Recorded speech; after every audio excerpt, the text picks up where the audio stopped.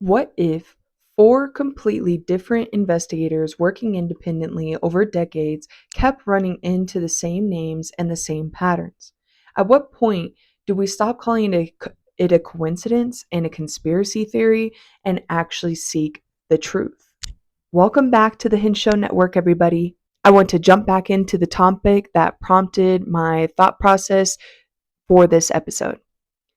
I'm sure many of you have been seeing memes and clips from the Anthony Fauci hearing.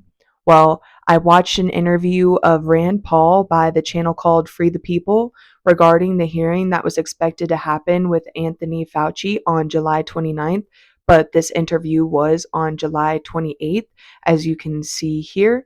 And after watching it, it reminded me of something I continue to see over and over again, and what I found remarkable is that in the research Rand Paul discussed, there were individuals with prior intelligence service connections who were allegedly related to these events. I noticed a similar theme in Rand Paul's research, Robert Kennedy's The Real Anthony Fauci book findings, investigations from Candace Owens, and now I'm seeing the similar themes again in the John Coleman book I've been referencing, and it's been my main talking point for many of my episodes.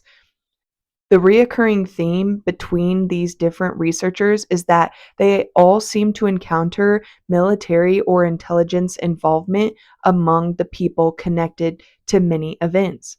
Even Netflix's documentary Octopus reports similar experiences. That is why this hearing caught my attention. To me, this wasn't just another hearing from Anthony Fauci or just another nobody. This is somebody who propagated lies and changed the way our society functioned and is now needing to be held accountable. It was another example of a pattern that I continue to see repeated. In this interview on July 28th, Rand Paul spoke about masks and how Fauci even eventually admitted there was no benefit to wearing them. Yet, here we are in 2026 still seeing people wearing masks because they believe the mainstream narratives, because if it's not from Forbes or the New York Times or Fox News, people will not believe it. And a lot of the times, the mainstream narrative assaults the truth. And that's why the main theme is the assault on truth, which there is a book about. And that one is a different assault on truth, a horrific one, and just as this is as well. And Rand Paul described these as comfort statements. And when he's referring to comfort statements, like statements such as the mask will help you, wear this one or that one, or the 6 feet, they're just comfort statements, but there was no proven evidence that it actually improved anything. Another important point in the interview, Rand Paul states he is trying to pass legislation that would require scientists to report whether they are receiving royalties for pushing vaccines or other pharmaceuticals, which I'm glad that he is doing because truth and trust are important, and many of us see what the lack of transparency has done to society. And I mean, nobody believes anything anymore. There's just constant conspiracies, and then they're constantly calling everyone a conspiracy theorist, but it's like, if they were just transparent, would we be doing this? Probably not. So furthermore, he discussed gain of function research and how by some means, according to Rand Paul, this research continued even though Trump signed an executive order stating that it was no longer allowed. You can see that executive order here.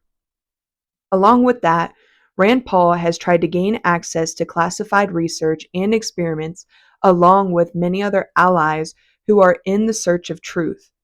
An important concern of Rand Paul is that even with executive orders in place, such as the one Trump signed, representatives from each state are limited in their ability to represent the people because the representatives themselves are not given the full picture due to the high level of classification and activities that happen in the background.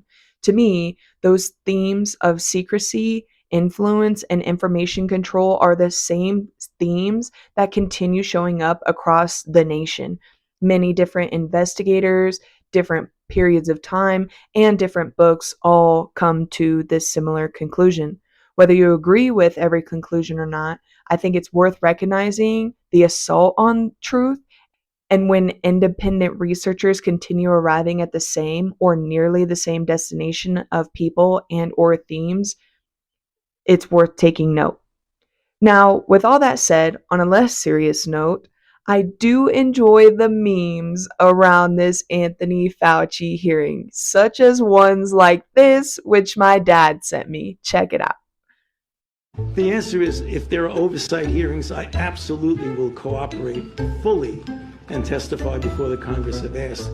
You may not know, but I've testified before the Congress a few hundred times, okay, over the last 40 years or so. So I have no trouble testifying. We can defend and explain and stand by everything that we've said. So I have nothing to do. I plead the fifth.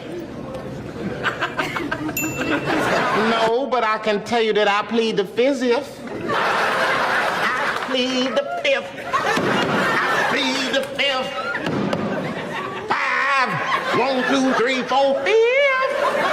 Anything you say, fifth. Go ahead, ask me a question. Did you? Fifth. I have a secret document that I think you need to say.